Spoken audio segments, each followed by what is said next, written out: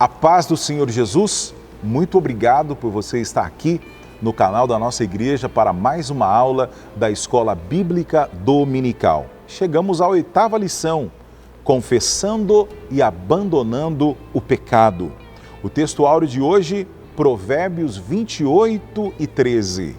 O que encobre as suas transgressões nunca prosperará, mas, todavia, entretanto, o que confessa e deixa alcançará misericórdia. Como é linda a palavra de Deus! Como é grande o amor de Deus para as nossas vidas! Porque mesmo falhos, errantes, quando reconhecemos o nosso erro, quando confessamos as nossas culpas, Ele é poderoso para perdoar.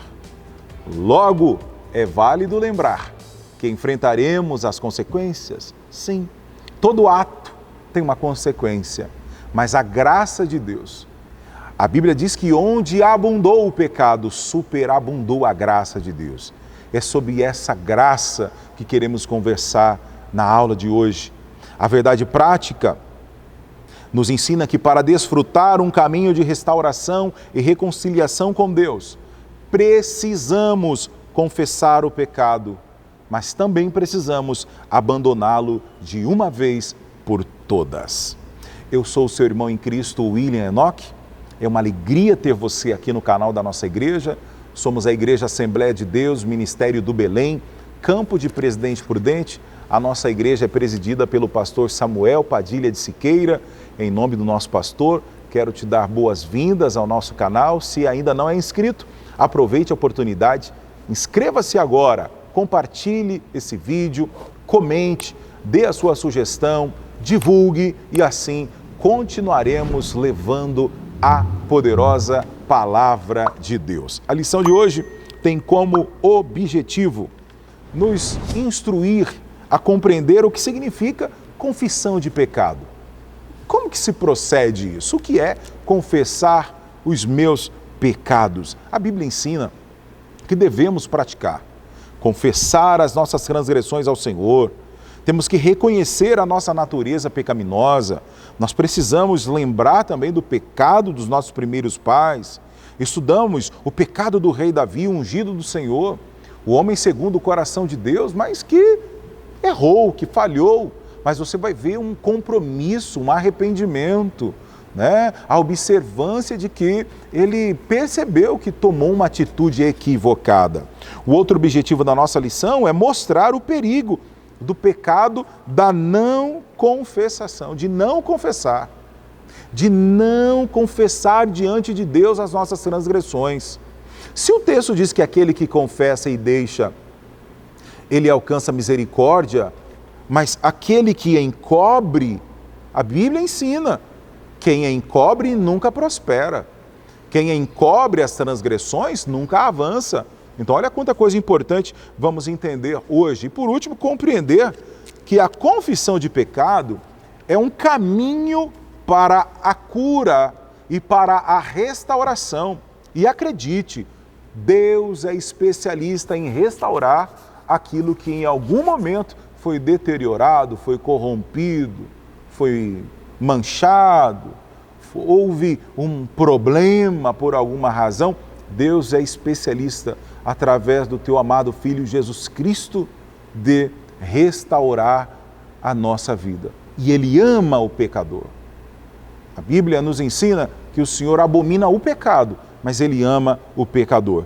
Então, a lição de hoje, ela é fundamental, porque infelizmente há muitas pessoas julgando que tem muita coisa que não tem mais necessidade de confessar diante de Deus, que é tudo muito relativo, é um problema, o relativismo moral, tão aplicado nos dias atuais, mas nós vamos aprender na lição de hoje que é extremamente necessário lembrar que em todas as nossas fraquezas, os nossos deslizes, os nossos erros, as nossas transgressões, há necessidade de nos humilhar diante de Deus, confessar os nossos erros para alcançarmos a sua grande misericórdia. Tudo isso e muito mais você acompanha a partir de agora com o nosso amigo, nosso irmão em Cristo, o pastor Diego Fonseca. Olá, queridos, paz do Senhor Jesus, que prazer poder revê-los. Minha saudação ao pastor William Enoch, que nos antecedera e que iniciara a transmissão de hoje. É muito bom tê-los aqui. Hoje nós temos à disposição a lição de número 8 do nosso segundo trimestre de 2024, onde falaremos sobre o confessar e o abandonar o pecado. O tema inicial, ou pelo menos o primeiro assunto, trafega sobre a confissão de pecado. Em princípio, o pastor Osiel Gomes, ele constrói uma definição etimológica. Por meio dela, é muito possível que o senhor e a senhora, moça que nos assiste, se depare com definições que podem ser exauridas por meio dos léxicos ou por meio das nossas definições originais. Lembrando que o Antigo Testamento tem seu aporte na língua original hebraica, assim como o Novo Testamento, por sua vez, tem a sua estrutura na língua do grego koiné.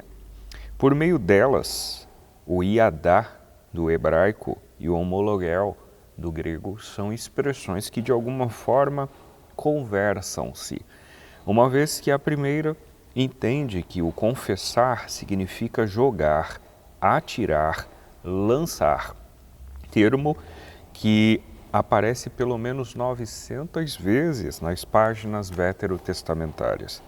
Por sua vez, o homologel 25 vezes é registrada nas páginas do Novo Testamento. O seu fim, de alguma forma, é apresentar o conceito de concordar com, consentir e conceder. Isto é, seja por este ou por aquele viés, seja por esta ou por aquela definição, em ambos os contextos, é muito possível compreendermos as definições de confissão.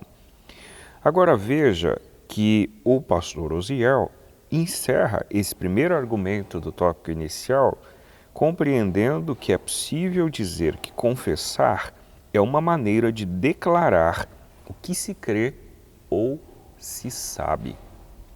Bem, isto posto, num segundo momento, o pastor Osiel trafega ainda sobre esse marco maior que é a confissão, a respeito de uma confissão bíblica de pecado. E ele vai naturalmente subsidiar as suas informações por meio de referências bíblicas, haja vista que nós, do ponto de vista ortodoxo, reforçamos aquilo que a Bíblia diz e permitimos que ela, por si, trafegue e diga aquilo que nós, enquanto cristãos, precisamos ouvir. A essa altura, ele dirá que o ensino bíblico geral de confissão de pecado traz a ideia de reconhecê-lo, fazer a sua confissão, a fim de que exista perdão. O pastor Osiel trafega pela linha, subsidiado nas informações do Salmo 32, verso 5, do capítulo 1 e verso 9 do primeiro escrito de João, no capítulo 5, os versos 21 e 22 do Evangelho conforme Mateus, que é indispensável que se siga esse preceito. Qual é o preceito? Reconhecimento e confissão dos pecados, a fim de que se exista o perdão. Eu e você precisamos, num primeiro momento, termos consciência de quem somos. Não obstante sermos cristãos, lavados, alcançados pelo sangue de Cristo Jesus, escolhidos por Ele mesmo, conforme registra o capítulo 15 do Evangelho, conforme registra João, que não fomos nós que o escolhemos, mas Ele quem nos escolhera, nós precisamos logo nos conscientizarmos do tamanho que somos e do estado que estamos. Não obstante sermos remidos, somos pecadores, e esse reconhecimento é essencial. Naturalmente que aqui o autor trafega dentro de um nicho específico. Não existe pecado em maior ou menor escala no que diz respeito a tamanho, mas é óbvio que suas consequências elas se alteram. E nessa altura especificamente, ele sugere que, em princípio, reconheçamos o nosso estado, o nosso pecado, e em ato contínuo confessamos esse ato, a fim de que, a partir dessa sequência de reconhecimento e confissão, alcancemos o perdão de Deus. Ele finaliza com o item 3, mas antes que esses conceitos de finalidade sejam expostos, ele ressalta ainda no item 2 que, conforme o ensino bíblico, era depois dessa confissão que se poderia viver uma vida abundante, onde a oração e a comunhão com Deus se tornassem evidentes. Neemias, os livros de Salmos 66, por exemplo, e o Evangelho conforme Lucas capítulo 18, vão subsidiar essas informações. Eu finalizo com o item 3 agora, portanto, onde o autor fala sobre o símbolo da confissão de pecado. Existe um trecho que carece ser lido. Pastor Uziel diz que no ato da confissão de pecados, a pessoa reconhece de maneira autônoma os pecados cometidos e se encontra indigna de estar na presença de Deus. Ao reconhecê-lo, reconhece de igual forma o Altíssimo. Em arrependimento e confissão, ele busca a garantia por meio da palavra de Deus, ou aquilo que é garantido, a saber, o perdão. Quem experimenta esse ato, que é sincero e humilde, de confissão de pecados, atinge e alcança a misericórdia de Deus. A alma é consolada e a vida espiritual é restaurada. Isso está em comum acordo com a fala de Provérbios, capítulo 28, verso 13, fala essa exposta pelo sábio Salomão. O que encobre transgressões nunca prospera, mas o que confessa e deixa alcança misericórdia. Tópico 2, o perigo do pecado não confessado. Que o pecado distancia o homem de Deus, você já entendeu. Os males do pecado não confessado, quando lemos e analisamos Provérbios 28 e 13, nós temos ali uma percepção de que a confissão de pecado não se trata apenas de um ensino judaico, mas é uma proposta do ensino cristão. O ensino cristão nos assegura que devemos entender tal prática. A Epístola de João corrobora com a necessidade de confessar o pecado e deixá-lo e alcançar em Cristo o perdão das nossas dívidas. Em contrapartida, quem ignora a confissão de pecado, quem esconde o seu pecado, vive uma vida de aparência, mas infelizmente uma vida de morte espiritual, semelhante aos que os nossos primeiros pais, Adão e Eva, viveram ao tentar esconder os seus pecados diante de Deus, um ledo engano.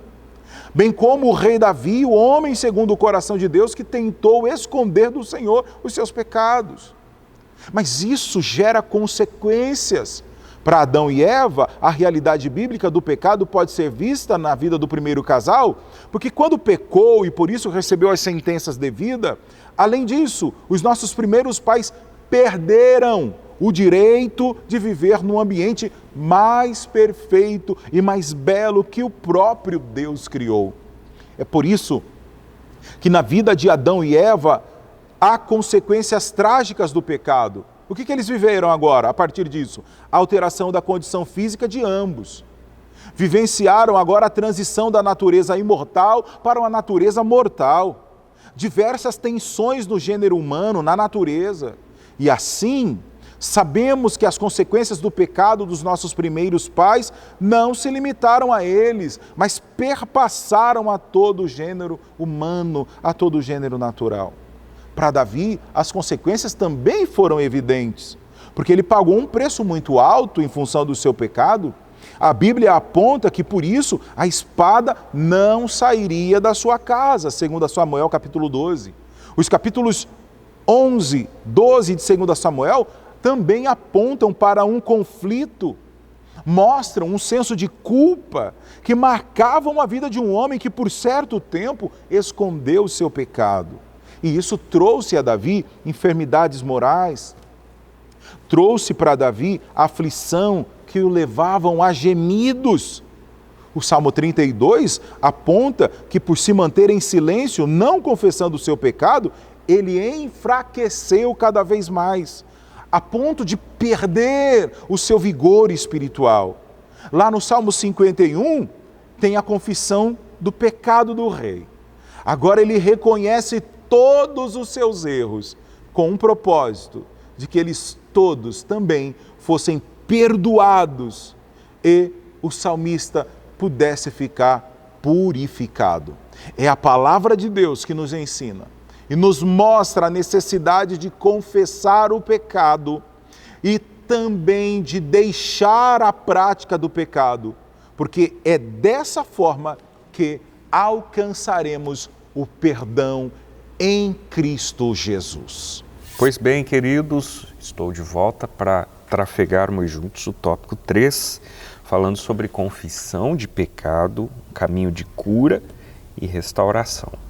Em princípio, o pastor Osiel novamente trafega dizendo que existe um pecado que precisa ser confessado a Deus, não obstante esse Deus ser onisciente, logo ter ciência absoluta de todas as coisas antes mesmo que estas coisas acontecessem, existe a necessidade de se confessar a Deus os nossos pecados. E esse argumento do pastor Osiel, ele também acontece por meio de subsídios bíblicos que estão expostos ao longo do Salmo 51, Mateus capítulo 9, Lucas capítulo 7, Mateus capítulo 6, 1 João capítulo 1, dos versos 7 a 9, enfim. Existem subsídios, registros, fundamentos que de fato conseguem, de alguma forma, sustentar as argumentações. Veja que o Senhor Jesus disse à mulher pecadora: os teus pecados te são perdoados. Na oração do Pai Nosso, Jesus ensinou: Pai, perdoa as nossas dívidas como perdoamos os devedores. Em João capítulo 1, da primeira carta, os nossos pecados devem ser confessados a Cristo. Perdoar pecado é uma prerrogativa de Deus Pai, diz o autor, por intermédio do Senhor Jesus, mediante a obra do Calvário. Eu peço perdão a Deus e utilizo o mediador, a figura de Cristo Jesus, com auxílio do Espírito Santo, para que os meus pecados sejam perdoados. Existe uma regra, uma sequência, é óbvio que ninguém aqui está ensinando você a orar, mas quem está legitimado a perdoar é Deus. E esse ato se torna legítimo por meio da cruz de Cristo. Então, o perdão não ocorrerá pelo método, pela forma com a qual eu me derramar diante de Deus. É claro que da minha parte cabe a sinceridade, mas evidentemente o perdão acontece e se manifesta pelo sacrifício vicário de Cristo na cruz do Calvário. O item 2 finaliza dizendo sobre o alcance da cura e da restauração. Olha que interessante. Conforme registrou o texto áureo, ocultar o pecado é decidir por trilhar uma jornada de sofrimento espiritual. Mas se deixarmos de lado o orgulho e soberba e caminharmos com humildade e confissão, temos por tendência a uma vida mais leve, proposta por Jesus na altura do capítulo 11 do Evangelho de Mateus. O meu fardo é leve. Não há nada mais restaurador do que desfrutar das misericórdias do Senhor, diz capítulo 28, verso 3 de Provérbios, a propósito do texto áureo da lição de hoje. Todo o processo de confissão e abandono de pecado revela a eficácia do ministério de reconciliação que há por meio de Cristo Jesus.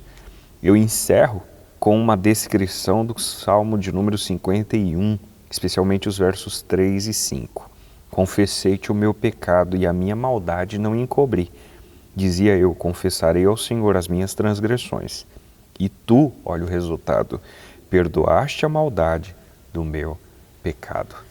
Reconhecer o nosso estado e confessar as nossas culpas é um ato de humildade. É um ato onde nós revelamos a Deus quem somos, não obstante Ele saiba quem de fato o somos, e reconheçamos a nós mesmos que somos dependentes da sua misericórdia e graça. Que essa compreensão elementar caminhe com você, comigo, conosco, enquanto exercermos o nosso papel aqui na Terra.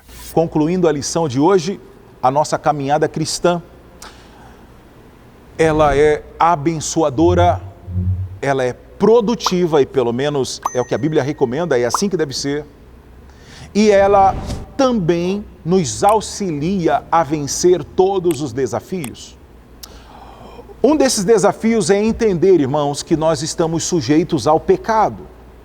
Enquanto estamos nesse mundo, estamos sujeitos a errar. Então não adianta eu julgar que sou autossuficiente, que não preciso da ajuda de Deus. Não, isso é um engano, eu preciso. Agora, Deus não espera que eu e você, que nunca cometamos nenhum tipo de erro. O texto bíblico diz, é bom que não erre. Veja, é bom que não erre.